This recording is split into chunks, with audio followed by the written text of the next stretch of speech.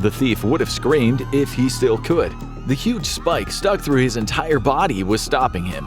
His grotesque torture was meant to be as painful as possible and a warning to others. Don't steal. Lesson learned in horrific fashion. That's just one of the twisted punishments we'll be looking at on today's episode of the Infographic Show, Most Brutal Torture Methods of Ancient Egypt. Number 9. Impaling. The Egyptians weren't shy about punishments. They took gruesome to a whole new level. Impaling wasn't just a threat, it was their go-to. And it's as horrifying as it sounds.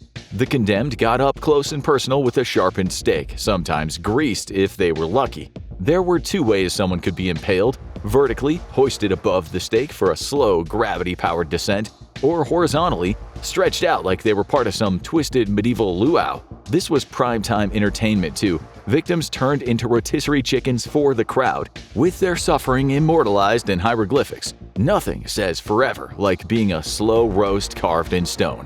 And if you think that's wild, the pharaohs had even more creative ways to dish out the pain. Number 8. Banishment. There were certain punishments in ancient Egypt that were in a whole different league. Thieves weren't just punished, they were exiled to a nightmarish existence known as rhinocolura. Life in this prison city was brutal. Drinking water was scarce, usually found at the bottom of wells, and contaminated with all sorts of nasty stuff. The condemned were left to their own devices, making a new life for themselves or going back to their old ways. Some survived by catching fish, others weren't interested in that kind of quiet living, so they would torment the other prisoners. But the Egyptians knew exactly what they were doing. Why punish criminals when you could let them destroy each other? Thieves that were sent to rhinocolura were denied ever returning to Egyptian society. But what was stopping them from just hopping the city's walls and making their way home? Well, the Egyptians had thought of that. Before being sent to rhinocolura, the prisoners got a little makeover. Ever heard the phrase, cut off your nose to spite your face? Ancient Egypt took that way too literally. Before being shipped off, criminals got their noses sliced clean off. So, if they ever escaped, their missing nose would instantly give them away as a criminal. It helped serve as a permanent reminder of their crimes. Removing someone's vital senses was used as a form of torture repeatedly in ancient Egypt. The removal of noses and ears was also carried out on those who committed adultery, as this wouldn't just inhibit them from hearing or smelling normally, but would also ensure that nobody would find them attractive after such a grotesque punishment. And these weren't the only body parts criminals were relieved of if they were found guilty.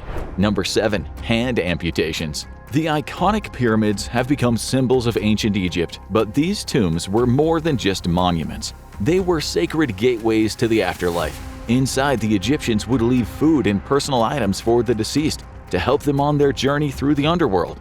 The richer and more powerful the person, the more lavish the treasures buried with them, making these tombs irresistible targets for robbers. And with such treasures buried deep within the pyramids, tomb raiders, no, not you, Laura, were lured by the promise of riches beyond imagination. Punishment for grave robbery was, well, grave, and it usually was decided by the reigning pharaoh himself. One such punishment was later implemented specifically for those caught grave robbing: hand amputations. It was thought that this would effectively deter anyone from stealing anything out of a tomb, knowing that they'd have to live the rest of their lives without the use of their thieving hands if they were ever caught. Some would-be tomb robbers would also lose the use of another important appendage that is pretty hard to live without. No, not that one. We're talking about their heads. Many of them were beheaded for their crimes. Geez, you guys, get your minds out of the gutter. We're in Egypt, not ancient Rome. Maybe it's time to cool off. Number 6. Drowning. Drowning wasn't just a nasty way to go in ancient Egypt, it was a punishment with a side of poetic justice. Sure, it lacked the craftsmanship of hacking off body parts, but for major criminals or repeat offenders, it was efficient, brutal, and hauntingly symbolic. Egyptian authorities were nothing if not thorough. They wanted those troublemakers gone and forgotten, quick and dirty.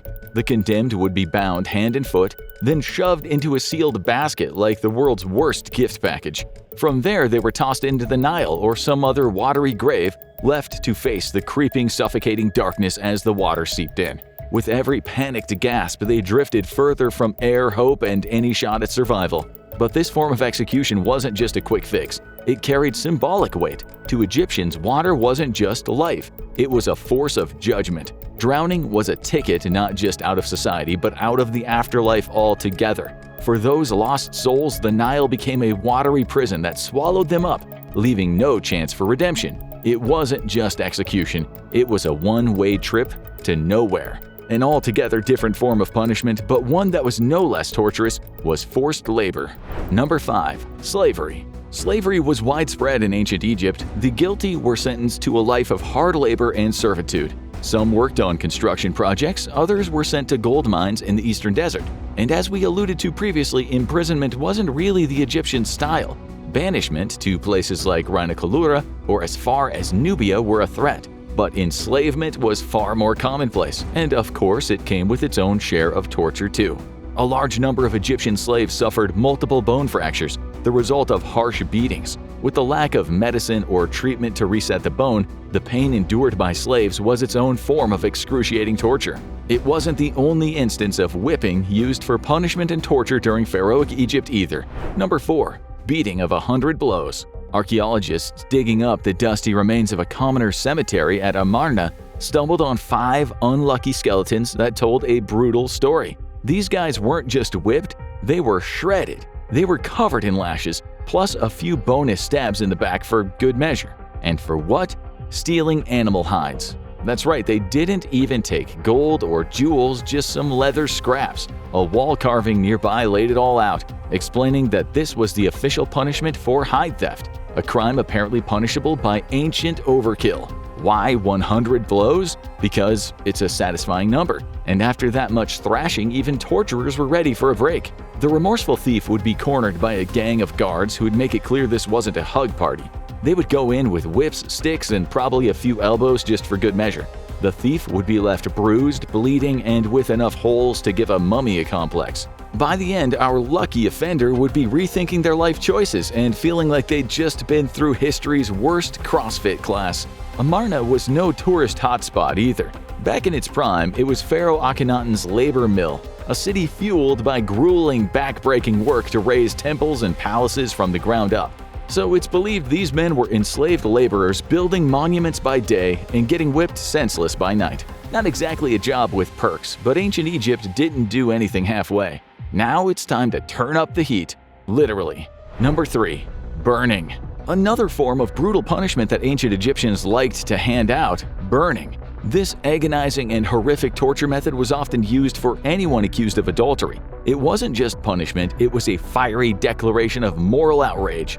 After grave robbing, cheating on your spouse was seen as one of the worst things a person could commit. It was seen as a rejection of Egyptian moral codes and a slap in the face of society as a whole. So the cheater would be thrown into a pyre and then turned into a human candle. It wasn't just unfaithful lovers who ended up as an ancient Egyptian barbecue.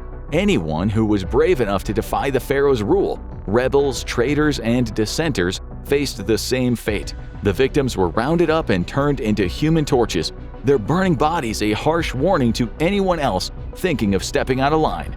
Nothing says don't mess with the throne quite like a bonfire made of traitors. When Ramses III's reign came to a brutal end thanks to the harem conspiracy, some of the would-be conspirators were punished in a blazing spectacle of vengeance. The non-nobles involved were thrown onto the pyre, a final act of humiliation. In Egyptian belief, this fiery end was a one-way ticket to oblivion, denying them entry into the afterlife. Without a physical body, they couldn't enter the land of the gods. That was a fate that victims of our next punishment had plenty of time to think about. Number 2. Buried alive. We've already established that ancient Egypt's justice system didn't play games. But live burial took punishment to a whole new level. Archaeologists have uncovered tombs specifically designed for live burials. These were cozy little death chambers where criminals could spend the rest of their lives cut off from the world and, more importantly, from any hope of escape. It was a brutal and efficient method of punishment. All they needed was some stones, an empty tomb, and a guilty party. Time took care of the rest. Just imagine the air thinning while silence surrounds you. Every breath is a reminder that you are stuck, like a bad Tinder date you can't leave. Egyptians took eternal rest seriously, and the twist that you'd still be very much awake as the tomb was sealed shut, a horrifying reminder for all. Step out of line and the pharaoh will give you a room with no view. In what might be the most brutal and horrific punishment that we could find, the Egyptians had yet another special treat in store for anyone foolish enough to be caught on repeat offenses. Number 1. Crocodile. As we mentioned earlier, ancient Egyptians placed a lot of weight on the afterlife. Crimes weren't only judged in the mortal world, they would face Anubis's scales of justice after death. The Ib, or heart, was believed to hold every good and bad deed, and would be weighed against a single feather from Mat, the goddess of truth. A heavy heart meant only one thing: a meeting with the jaws of Amit, the terrifying soul-devouring demon with a crocodile's head. But Amit wasn't the only crocodile criminals had to fear. For those bold enough to rack up repeat offenses, Egypt's justice system had punishment so gruesome it made facing Amit seem like a walk by the Nile. Often those caught stealing valuables from other citizens were made to pay a fine and return their ill-gotten gains on their first offense. Then they would have to swear an oath to never steal again, and should they dare to break this oath, then they would be thrown to the crocodiles and literally eaten alive. As some of nature's most dangerous killing machines, the minute the croc's jaws clamped around a victim, the criminal wouldn't even have enough time to regret their actions. The croc would pull them into a death roll, spinning rapidly a full 360 degrees, causing massive bodily trauma and an untimely, painful death. Out of all the brutal methods on the list, which one hits the hardest? Is there even a darker way to go out? Drop your thoughts below, and let's see who can come up with the most intense edition. Now go check out White Room Torture, Worst Punishments in the History of Mankind, or click on this video instead.